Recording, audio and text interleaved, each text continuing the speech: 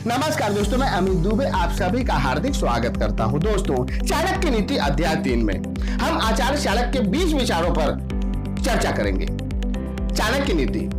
एक ऐसी नीति है जिसको पढ़ने के बाद कोई भी व्यक्ति पहले से ज्यादा चतुर और बुद्धिमान बन जाता है और भविष्य में आने वाली घटनाओं के प्रति सचेत हो जाता है। और सीधी सी बात है कि जो इंसान चतुर, बुद्धिमान और सचेत हो जाता है तो सामने वाला भी उसी से सोच और समझ कर ही बात करता है। अगर आप भी चाहते हैं कि लोग आपको बुद्धिमानों की श्रेणी में रखें तो आपको चाणक्य की नीति अवश्य पढ़नी चाहिए। तो बने रहिएगा हमारे साथ, क्योंकि आज होगी सिर्फ और सिर्फ चाणक्य की नीति पर खास बात। हाँ दोस्तों,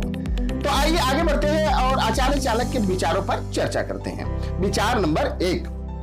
आचार्य चाणक्य कहते हैं कि संसार के हर एक व्यक्ति के जीवन में कुछ न कुछ दुख होता ही है, लेकिन उसकी चिंता में ज्यादा नहीं पड़ना चाहिए और निरंतर अपने आप को सकारात्मक राहों पर चलते हुए आगे को बढ़ना चाहिए, क्योंकि सुख और दुख तो आते जाते रहते हैं। विचार नंबर 2, चाणक्य नीति में यह भी लिखा है कि आचरण से ही व्यक्ति के कुल का पता चलता है, बोली से देश का पता चलता है, आदर सत्कार से प्रेम का और शरीर को देखकर व्यक्ति के भोजन का पता चलता है। विचार नंबर 3, चाणक्य यह भी कहते हैं कि कन्या का विवाह किसी अच्छे घर में करना चाहिए, पुत्र को पढ़ाई लिखाई में लगा देना चाहिए, मित्र को अच्छे कार्यों में तथा शत्रु को बुराइयों में लगा देना चाहिए, क्योंकि यही व्यवहारिकता और समय की मांग भी है।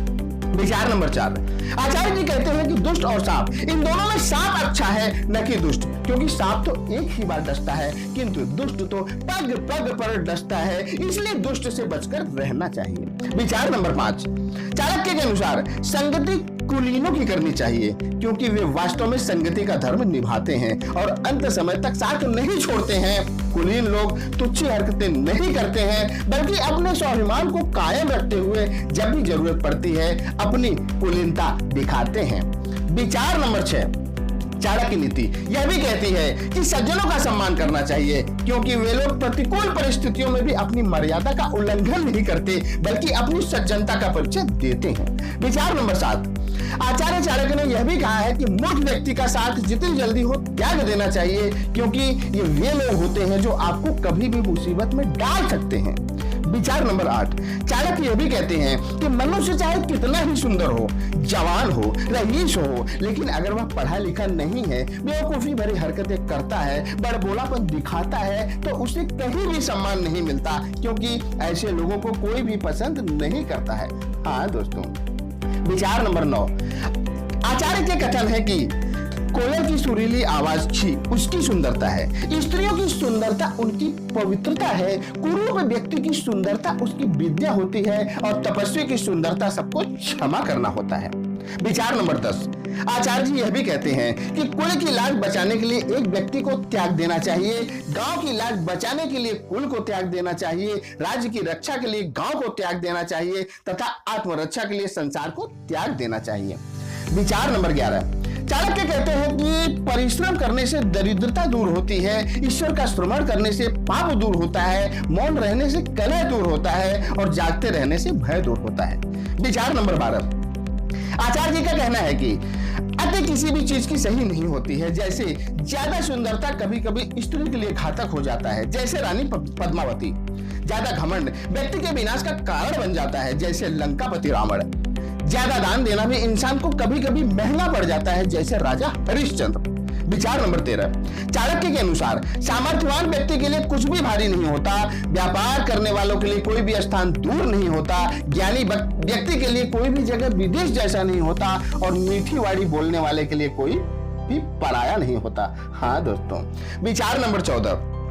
चाणक्य नीति में यह भी लिखा है कि जिस व्यक्ति के अंदर कोई खास गुण होता है वह उसी के दम पर अपनी एक खास पहचान बना लेता है, जैसे किसी वन में सुंदर खिले हुए फूलों वाला एक ही वृक्ष अपनी सुगंध से पूरे वन को सुगंधित कर देता है, इसी प्रकार किसी भी खानदान का एक ही सुपुत्र पूरे खानदान का नाम रोशन कर देता है। विचार नंबर 15, आचार्य जी कहते हैं कि जैसे एक ही सूखे पेड़ में आग लगने पर सारा जंगल जलकर राख हो जाता है, बिल्कुल उसी प्रकार किसी भी खानदान का एक ही कुपुत्र पूरे खानदान को बदनाम कर देता है। विचार नंबर 16, आचार्य चाणक्य का यह भी कथन है कि जैसे एक अकेला चंद्रमा रात के अंधेरे में अंधेरे को दूर करके समस्त संसार में अपना प्रकाश फैलाता है, बिल्कुल उसी तरह किसी के भी पास अगर एक ही औलाद हो लेकिन गुणवान हो, मूल्यवान हो, तो पूरे परिवार के साथ साथ खानदान तथा गांव तथा पूरे क्षेत्र का नाम भी रोशन कर देता है। हाँ दोस्तों, विचार नंबर 17,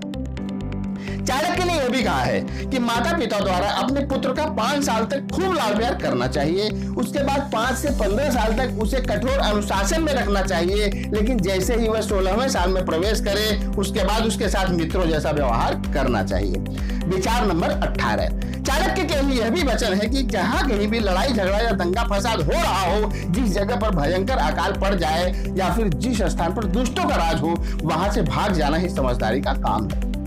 विचार नंबर 19, आचार्य जी यह भी कहते हैं कि जिस व्यक्ति के जीवन में धर्म ना हो, धन ना हो, काम या भोग ना हो और ना ही उसे मोक्ष प्राप्त हो सके, तो ऐसे में उसका जीना मरना एक समान है, अर्थात उसका जीवन निरर्थक है। विचार नंबर 20, आचार्य चाणक्य ने कहा है कि जिस घर में एक भी व्यक्ति मूर्ख नहीं होता, जहां पर खाने पीने की चीजें भरी रहती हैं और पति पत्नी में एक दूसरे के प्रति आदर सम्मान की भावना हो, वहां लक्ष्मी जी स्वयं चलकर आती है। दोस्तों, आशा करता हूं कि चाणक्य के ये अनमोल विचार, क्या आचार्य चाणक्य के ये अनमोल विचार आपके जीवन के हर मोड़ पर आपके काम आएंगे और आपको पहले से ज्यादा चतुर और बुद्धिमान बनाएंगे, जिसके प्रभाव से आप अपना सामाजिक, आर्थिक और राजनीतिक कर ऊंचा पाएंगे। अगर आप चाहते हैं कि इन विचारों को अन्य लोगों को भी पढ़ना चाहिए, तो इस वीडियो को ज्यादा से ज्यादा लोगों को शेयर करें। तो दोस्तों, आज के लिए सिर्फ इतना ही। अगले वीडियो में हमारी फिर मुलाकात होगी, तब तक के लिए जय।